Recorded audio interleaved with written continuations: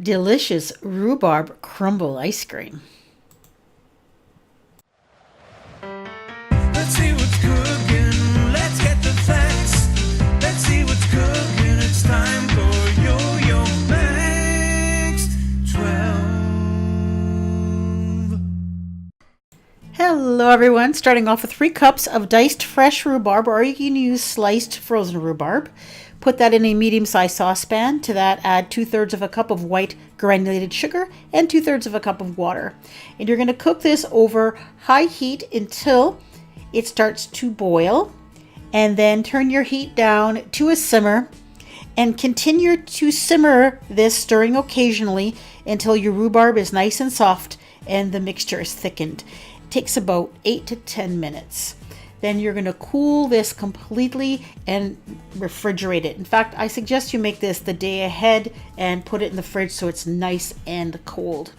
Now for the crumble part of this recipe, that's 1 tablespoon of salted butter in a small saucepan. Add to that a tablespoon of brown sugar, 1/4 teaspoon of ground cinnamon.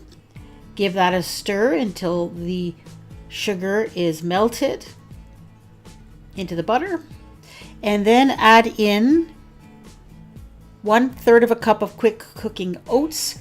And all you have to do is cook and stir for about 45 seconds to a minute or so until the oats are coated with the brown sugar and butter mixture. Then take it off the heat and let this cool completely as well.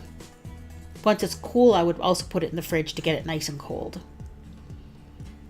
Now for the ice cream part, in a large bowl, you're going to place 1.5 cups of heavy whipping cream, 1.5 cups of half and half cream, 3/4 of a cup of sugar.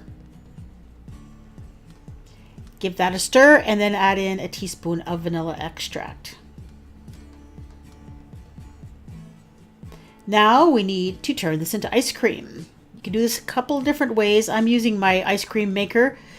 You can, however, pour this into a container and put it in the freezer and just freeze it and stir it every once in a while as it's freezing.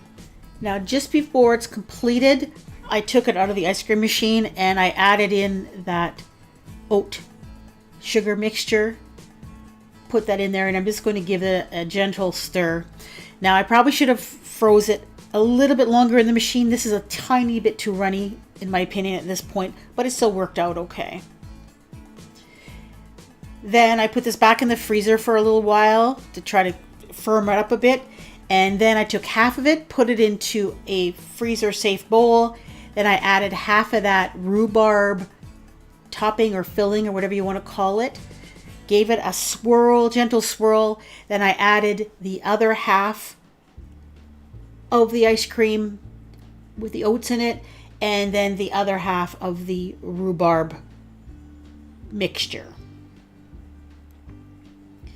And the trick is to give this a gentle swirl so that you have recognizable little pockets of rhubarb in there. Then throw a lid on this and put it in the freezer and allow it to freeze completely. I let mine sit overnight.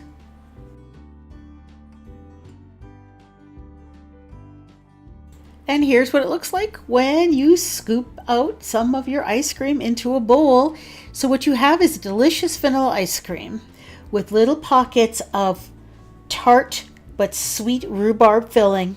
And then you get a little bit of that crunchy oat crumble in there as well. It's almost like having a rhubarb crumble with a scoop of ice cream on it, except you can eat it in a cone. This is absolutely delicious. I really enjoyed it, and it's a great way to use up rhubarb that you might have in your garden. I have a lot of different kinds of ice cream on my channel. I've been making ice cream for a long time. In fact, that machine that you see in my video, I bought when Max was just a little guy, probably 20 some years ago, I think. So if you want more ice cream recipe ideas, check out this playlist. And thank you so much for watching.